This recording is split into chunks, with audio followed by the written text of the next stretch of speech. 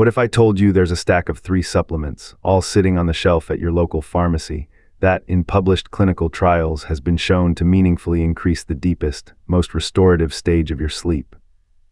Not knock you out, not just help you fall asleep faster. Actually grow the slow-wave sleep your brain uses to clear out metabolic waste, consolidate memory, and repair your body. The numbers are real, but so are the catches. Today we're separating what the research actually shows from what supplement companies want you to believe. And we're going to call out the popular sleep aids you should probably stop taking tonight.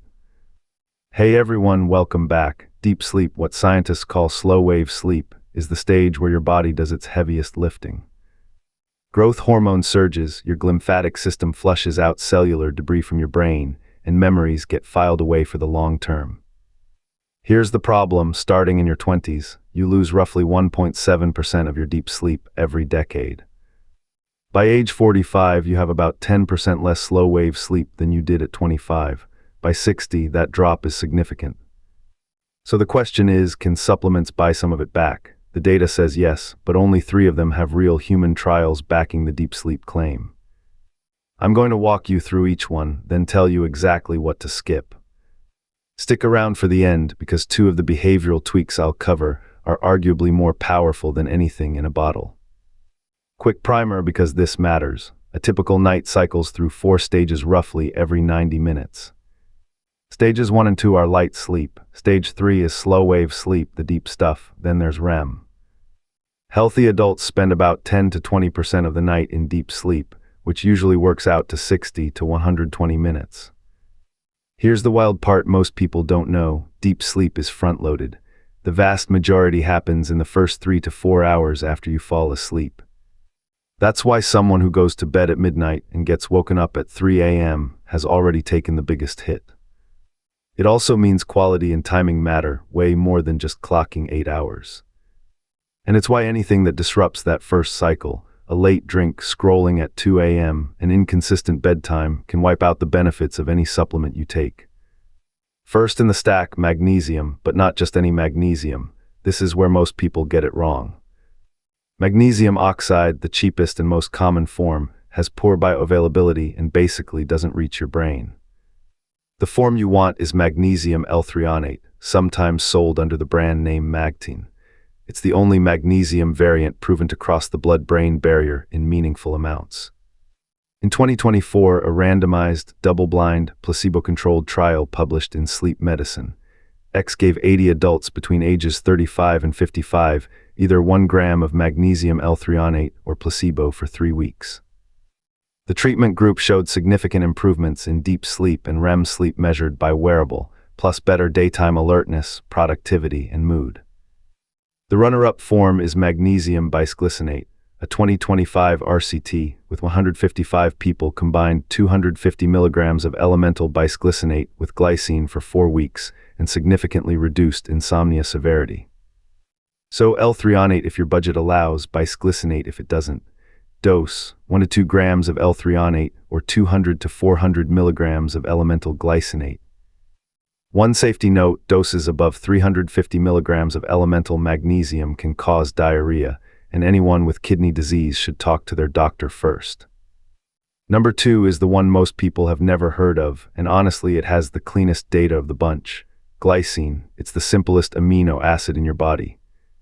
The landmark study here is Yamadura and colleagues in 2007, a polysomnography crossover trial where 3 grams of glycine taken an hour before bed reduced the time it took to reach slow-wave sleep from 7.4 minutes down to 5.8 minutes. Subjects also reported better sleep quality and improved next-day cognition. Here's the mechanism that's actually fascinating. Glycine works by cooling you down. It drops your core body temperature by about 0.3 degrees Celsius, basically mimicking and amplifying the natural thermal dip your body does as it transitions into sleep.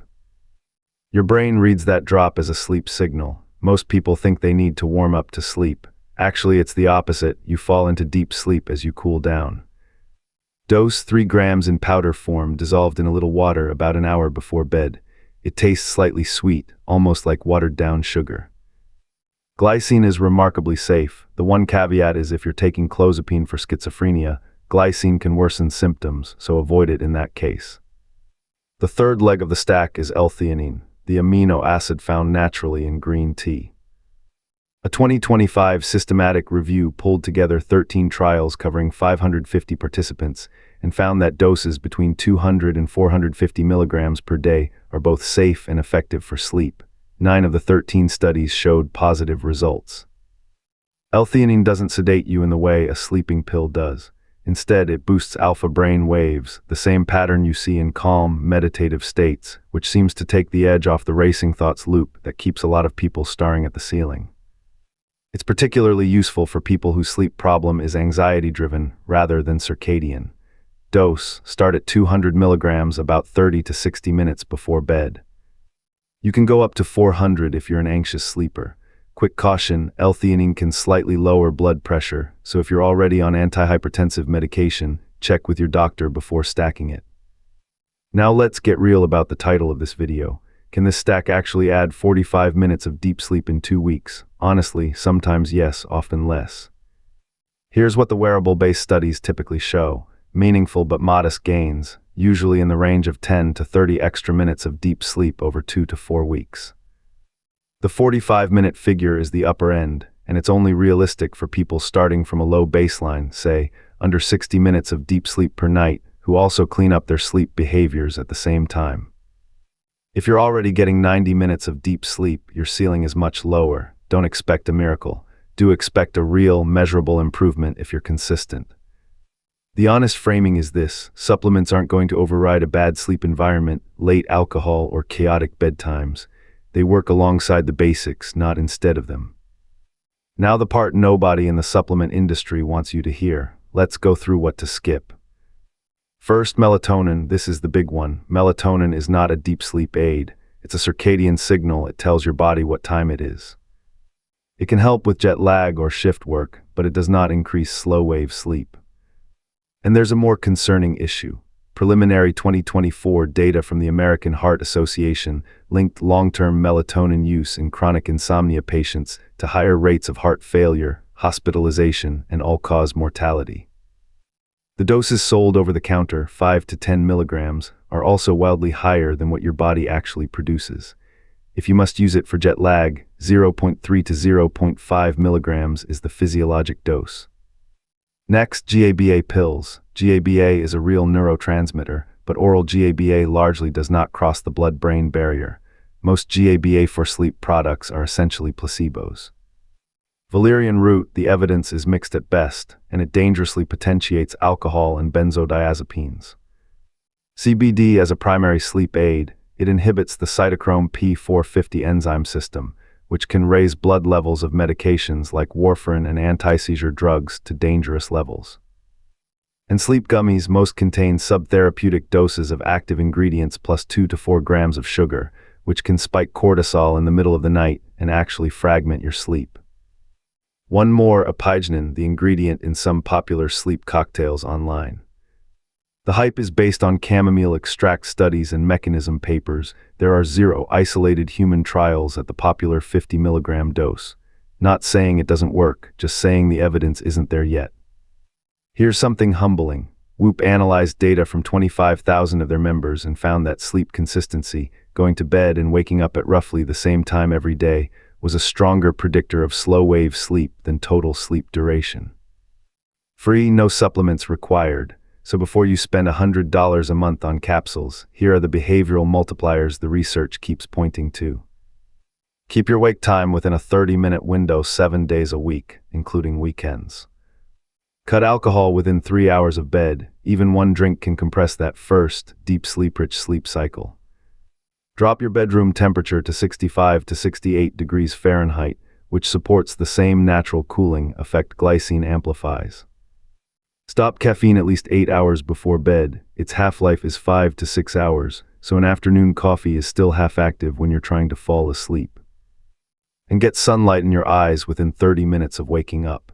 That single morning light exposure anchors your circadian rhythm for the entire day. If you want to actually know whether the stack is working for you, here's a simple 2-week protocol.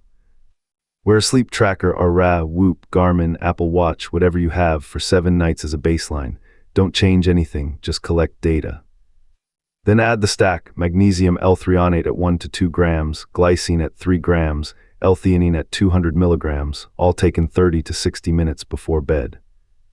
Keep your bedtime and wake time consistent for the next 14 nights.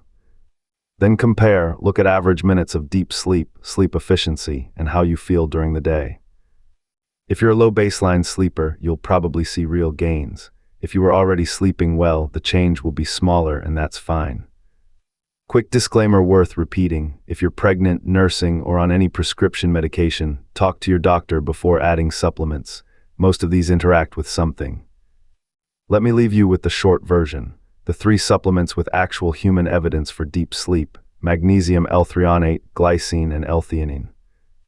Skip melatonin for daily use, skip oral GABA, skip sleep gummies, and be skeptical of anything claiming a miracle. Remember that deep sleep is front-loaded into the first few hours of the night, which means protecting your first sleep cycle from alcohol and late screens matters as much as any pill you take. And the cheapest, most powerful upgrade isn't on a shelf, it's a consistent wake time and morning sunlight. If this was useful, the best thing you can do is run the 2-week test, write down your numbers, and share what you find. Sleep well, take care of yourselves, and I'll see you in the next one.